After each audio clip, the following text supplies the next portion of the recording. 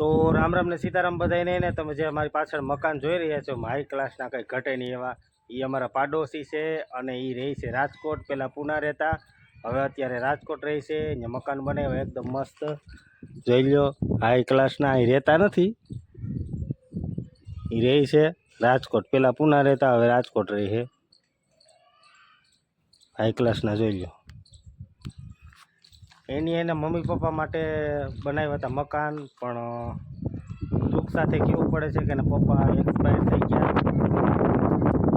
એના પાછળથી મકાન હાઈ ક્લાસના જોઈ લો, મસ્ત મજાના. મેં તમને જેમ આગળ મકાન બતાવ્યા એ માણસને એટલે કે એના પરિવારને અમે ઓળખીએ છીએ વર્ષો થયા.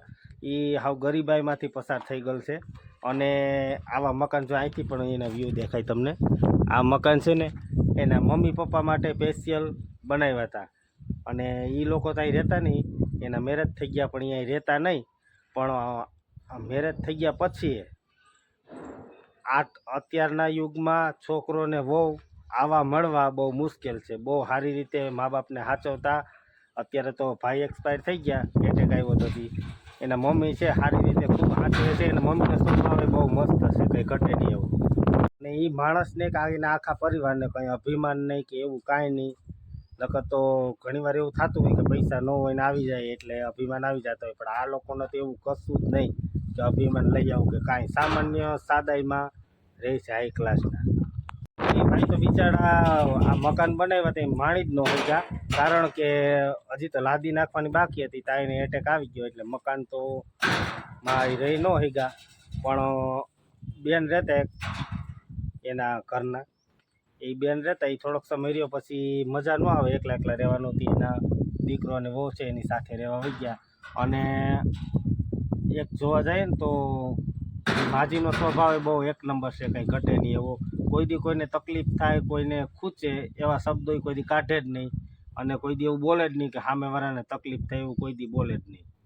મિત્રો, આપણે પાડોશી છે એટલે વખાણ કરીએ એવું કાંઈ નથી. મેં નજરે જોઈ ગયેલું છે કે આવા દીકરો અને વહુ મળવા બહુ મુશ્કેલ છે આ જમાનામાં. એટલે મા બાપને સારી રીતે સાચવે છે અને હાઈ ક્લાસનું રાખે છે બધું. અને હું એને રિક્વેસ્ટ કરું કે મારા પાડોશી મારા વિડીયો જોવે છે, જોકે તો તમે મારા વિડીયો જોતા હોય તો જરી કોમેન્ટ કરી નાખજો. આ મકાનવાળા ભાઈને કહું, પાડોશીને. શું છે કે તમે રહ્યો છો રાજકોટ એટલે કે તમારા મકાને જોવાઈ જાય, સુરક્ષિત છે, કાંઈ વાંધો નથી, કંઈ ચિંતા કરતા નહીં. એમ તો અમે બધા પાડોશી સારા છે તમારા, એટલે જરી કોમેન્ટ કરી નાખજો. તમારા મકાનને મેં બતાવ્યું વિડીયોમાં, એટલે કોમેન્ટ કરી નાખજો આ વિડીયો જો ત્યારે.